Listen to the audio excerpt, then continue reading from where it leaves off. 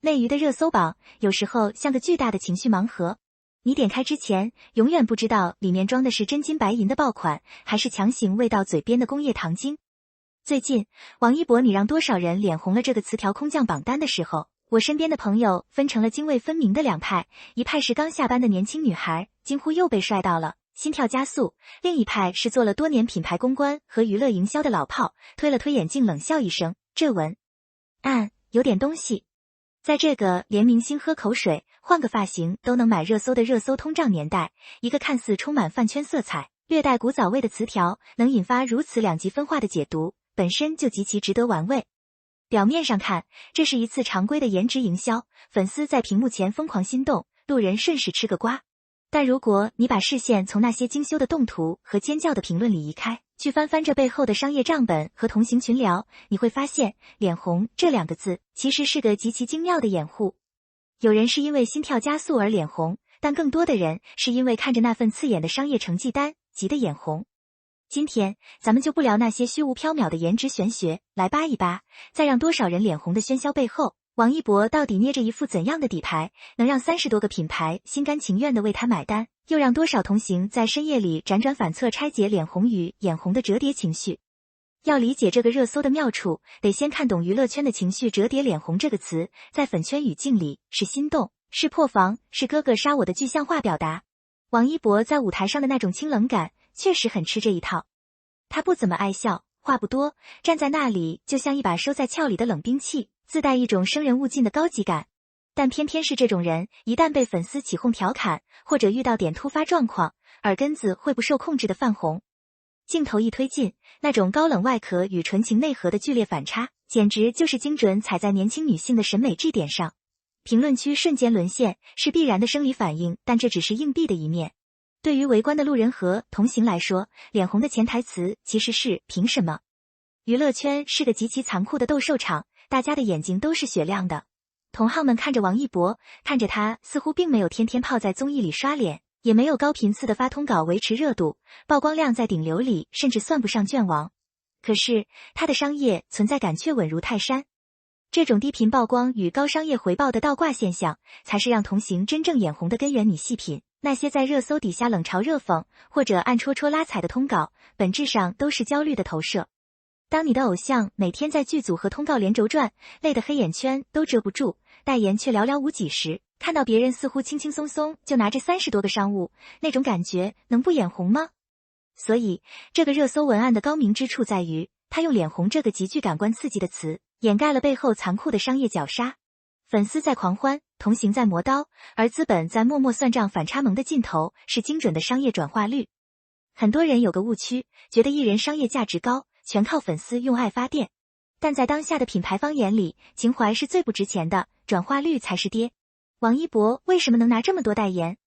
咱们得跳出帅这个单一维度，来看看他身上的反差到底具备怎样的商业变现能力。首先是人设的稀缺性。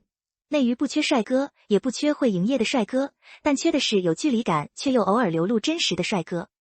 王一博的清冷不是装出来的面瘫，而是一种专注自我世界的气场。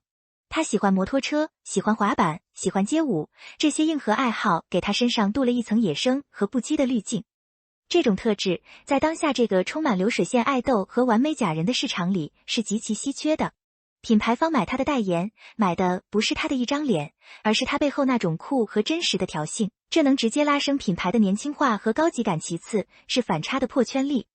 如果只有高冷，那他只能吸引慕强粉，但他偶尔的耳朵红，偶尔的碎碎念，甚至是一些笨拙的搞笑瞬间，把他从神坛拉回了人间。这种反差极大地拓宽了他的受众基本盘。妈妈粉看到了他的乖巧和踏实，事业粉看到了他的拼搏和专注，路人粉看到了他的鲜活和接地气。对于品牌来说，这意味着什么？意味着他的粉丝画像不是单一的，而是立体的。一个能同时打动 Z 世代年轻女性和一部分男性受众，甚至能让中年群体觉得这小伙子挺靠谱的艺人，他的商业转化链路是极其顺畅的。粉丝为他买单是因为爱，路人愿意尝试他代言的产品是因为不反感，甚至有好感。这才是30个代言能稳稳落地且复购率极高的核心逻辑。30个代言的账本，顶流的底牌究竟是什么？网传王一博手握30多个代言，这个数字在业内确实是个庞然大物。面对这种数据，咱们得保持点理性，不能盲目吹捧，但也不能酸溜溜的否认。这30多个商务不是随便凑数的，它背后折射出的是顶流真正的底牌。第一张底牌叫长尾效应与品牌安全感。现在的品牌方被塌房艺人搞怕了，他们选人不仅看流量，更看安全系数和长尾价值。王一博的私生活极其低调，几乎没有负面绯闻，在这个充满诱惑的娱乐圈简直是稀缺资源。品牌把几千万的代言费砸下去，要的是稳稳的幸福，而不是天天提心吊胆怕产品下架。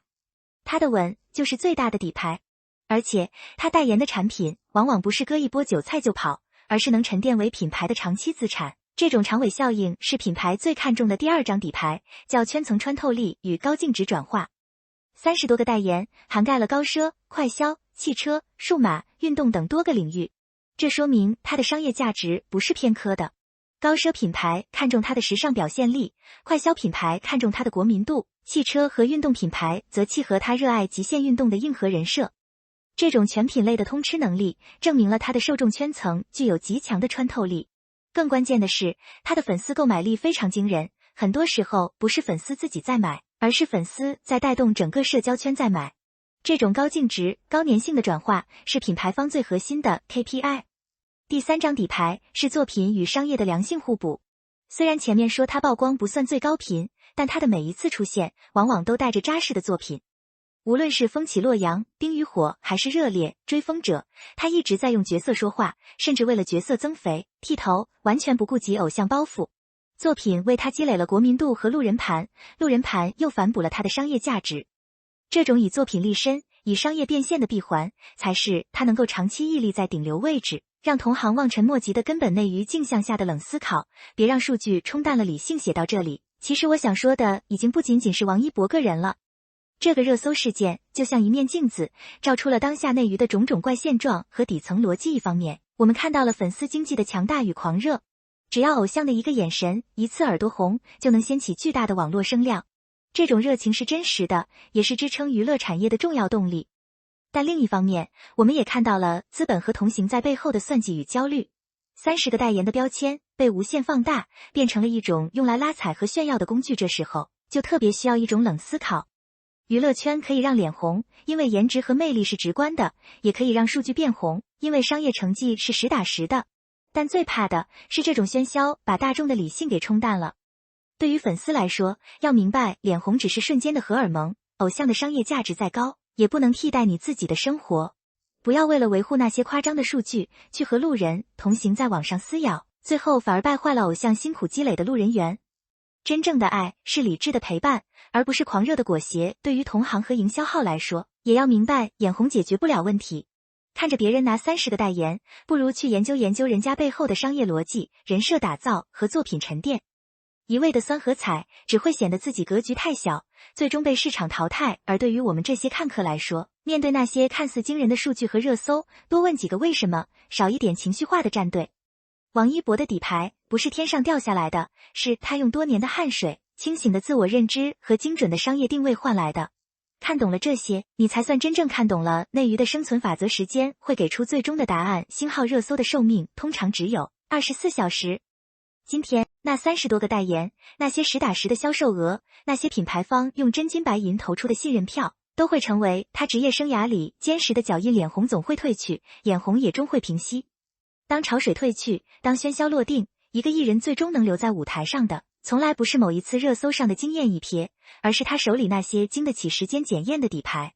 至于王一博的底牌还能打多久，不妨让子弹再飞一会儿。毕竟，在这个瞬息万变的娱乐圈，能一直让别人眼红下去，本身就是一种最顶级的实力。